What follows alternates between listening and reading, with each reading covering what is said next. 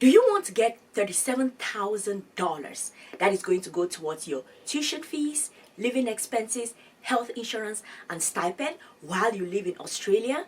Do you want to get that money? If you do, then this video is for you. Sit tight and I'm going to be telling you everything about how you can apply for this opportunity that is going to give you a chance to move to Australia for free.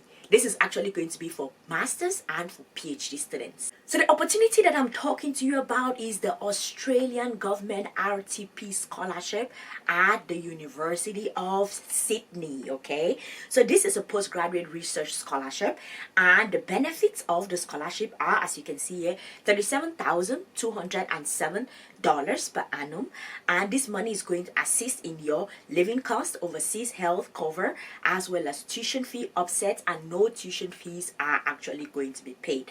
In the first part of this video, I'm going to be telling you about how you are going to apply for this opportunity, and in the second part, I'm going to tell you about what you can do in order to stand out from the crowd in order to get the scholarship. If that sounds interesting to you, keep watching. Let's talk about how you're going to apply for the scholarship. We start with the apply for postgraduate research. So how to apply? You're going to come to this page. You're going to read through all of the details. Of course, step one is determine if you're eligible, and then you have to develop a research proposal, and then the funding for your study, and then you're going to gather all of the documents and you're going to submit it online.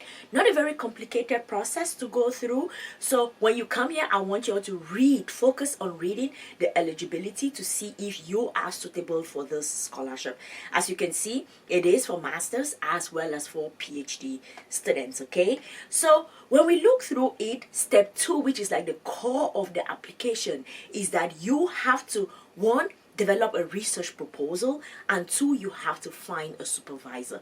This is the core of the application. This is a research scholarship, which means that they are looking through both your background as somebody who has done research before, like conferences, publications. They are looking at all of those things, and now you are at the point where you have to write a research proposal to continue your studies. The amazing thing about the University of Sydney is that they actually give you steps on how you're going to write your research proposal. As you can see here, write a research proposal for a strong PhD application. This is amazing because it gives you guidelines on what to do, and then it says to help you in your search of our faculty and research centers are a good place to start.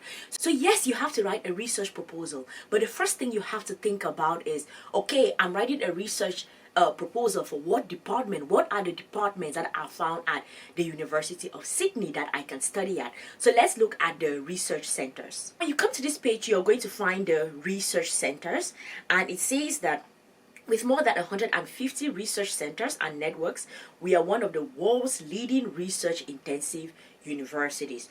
So you can see here, Brain and Mind Center, if you're interested in studying something related to that, Charles Perkins Center, Sydney Environment Institute, Sydney Nano Institute, Sydney Policy Lab, Sydney Southeast Asia Center. So these are the centers that you are going to be a part of, and it's good to know the center that you're going to be a part of first before you go ahead to write your research proposal. I'll actually even go further to say that after determining the research department that you would like to be at, look through the professors, because at the end of the day, you will have to submit a research proposal to these professors, right? So look through the various professors and then see which of them you may be interested in working with and what are the things they have been researching about. You can now take that information and use it to craft your own application. So now let's look through the various professors. I'm going to pick the first one, the first center that is here, which is the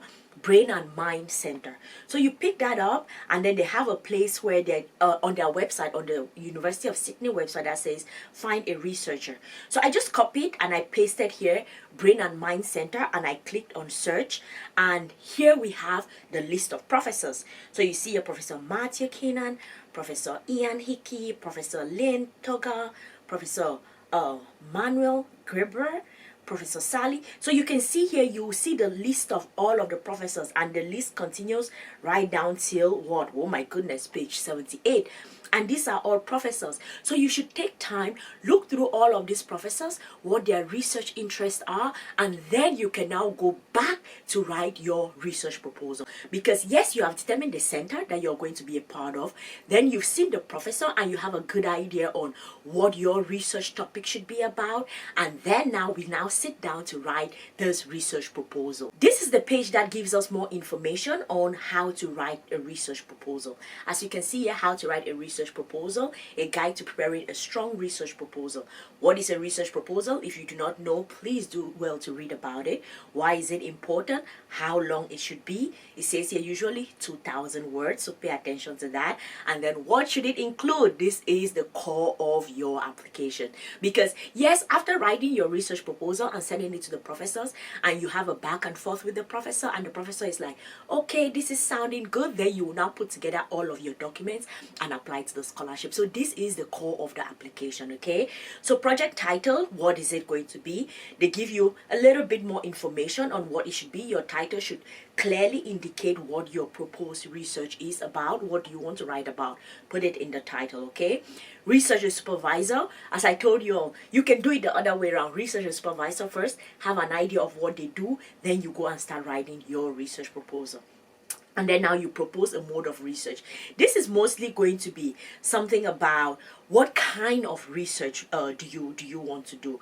Do you want to do like data, field research, composition? For example, would you like to do text research? Or do you want to go out in the fields? Do you want to work in the fields? What kind of research do you want to do? The aims and objective of your studies. Why are you writing this? The synopsis, this is like some sort of a general introduction of it, or like a summary of it. A background of the research, because when you write research proposals, you always have to do a background study of what is happening. Expected research contribution, what do you expect to contribute to this field of study that you're doing? Proposed methodology, how are you going to operationalize your study? What are you going to do? And also work plan, you're probably going to be in Australia for maybe 3 years, maybe 4 years, maybe longer or maybe shorter.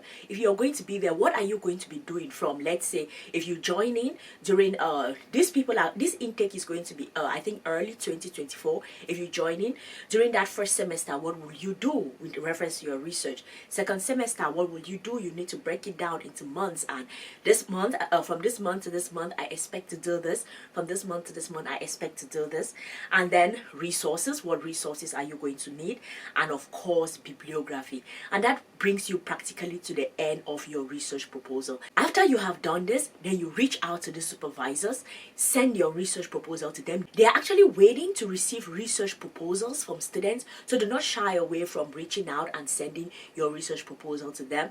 Then they are going to get back to you and tell you, are you a good fit for them? And this is why it's good to start with researching the professors first, because you may write your research proposal and then you send it to the professor, and the professor is like, it looks really nice, but it is not really what I'm doing, it's not really in my field, and things like that. So research them first, write your research proposal, and then you send it out to them. When they give you the feedback, you're going to use that to finish your entire application.